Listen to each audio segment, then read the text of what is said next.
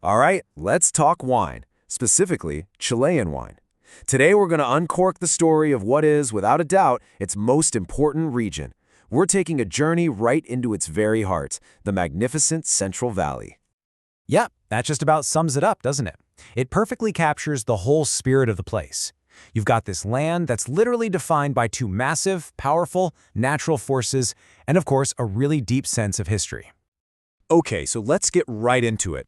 When we talk about the Central Valley, you have to understand it's not just a wine region in Chile. No, it is the backbone of the entire country's wine industry. It's the heartland.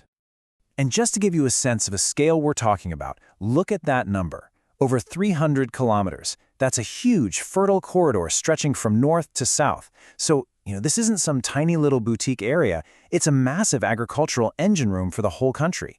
This is where the story of Chilean wine really truly unfolds. So the big question is, what makes this place so perfect for growing grapes? I mean, why here? Well, it all comes down to a word you hear a lot in wine: terroir. And really, just think of it like nature's secret recipe. It's that unique, special blend of a place's geography, its soil, and its climate all working together. And in Chile's Central Valley, you've got these two main characters, these two guardians that are absolutely crucial. On one side, you have the mighty Andes Mountains. They act like this massive shield, protecting the vineyards from all the harsh weather. And then, on the other side, you've got the Pacific Ocean. Its cold Humboldt Current is basically a natural air conditioner, sending these amazing cool breezes inland to keep the vines happy during those hot summer days.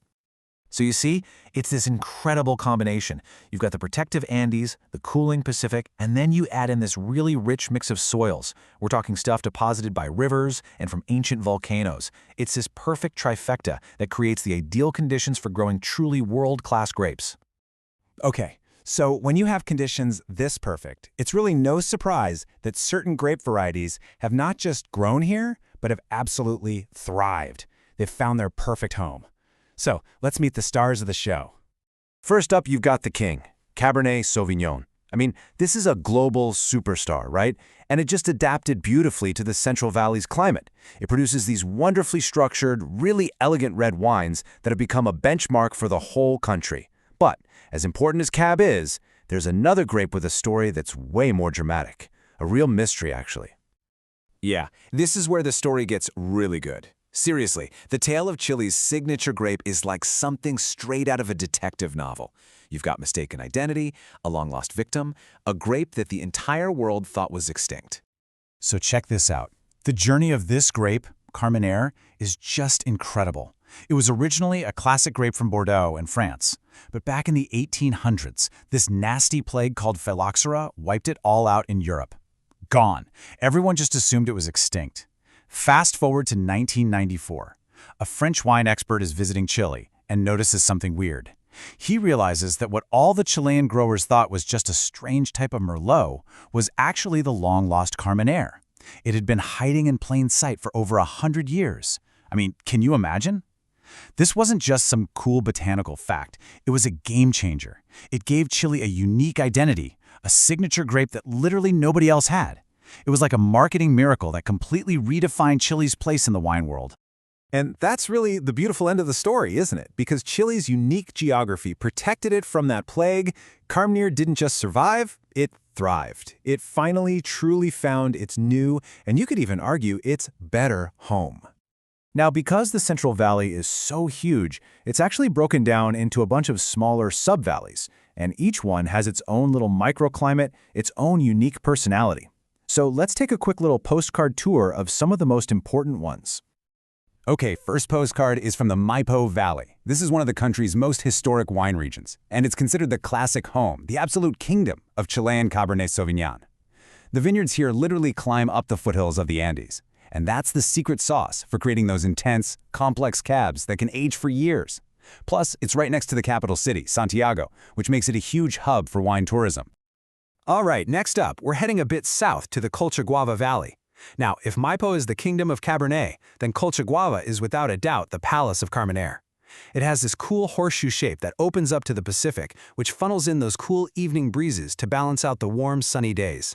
This long, gentle ripening season is exactly what a late-ripening grape like Carmenere needs to get those signature flavors of dark fruit, a little bit of bell pepper, and spice. And for our last postcard, we're going to Male. This is one of Chile's oldest wine regions, and right now it's having a total renaissance. Winemakers are rediscovering what they call ancestral vines. These are the original, gnarly, old-growth vines. We're talking about grapes like País, which was the very first grape brought over by the Spanish centuries ago. For years, people kind of overlooked it, but now it's being used to create these fresh, vibrant, and totally authentic wines that really tell the story of Chile's deep, deep winemaking history. But you know, wine never exists in a vacuum, right? It's always deeply connected to the food, the people, the whole culture of a place. So let's zoom out a little and see how wine fits into the broader tapestry of Chilean life. And this is where it all comes together. That classic Chilean dish, the savory beef empanada, the empanada de pino. Oh, it's a perfect match for the spicy notes in a carbonara. Or how about a fresh, zesty ceviche? You absolutely want a crisp Sauvignon Blanc with that. And for the rich, kind of sweet corn and meat pie, the pastel de choclo, yeah, that stands up beautifully to a structured Cabernet Sauvignon. See how it all connects? So you see, enjoying Chilean wine is about so much more than just what's in your glass. It's really an entry point. It's your ticket to understanding the country's incredible food, its vibrant traditions, and honestly, the famously warm and welcoming nature of its people. So, think of this whole thing as an invitation. Because it's not just about us telling you facts, it's about inspiring you to maybe go discover the soul of the Central Valley for yourself one day. Because the adventure there goes way, way beyond the vineyards.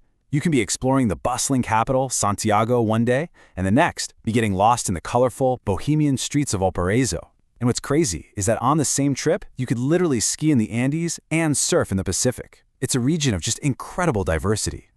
And all that brings us to our final thought. Whether it's the taste of a bold Cabernet Sauvignon, the fresh zest of a perfect ceviche, or the absolute thrill of being in the Andes, the Central Valley offers this whole world of experiences.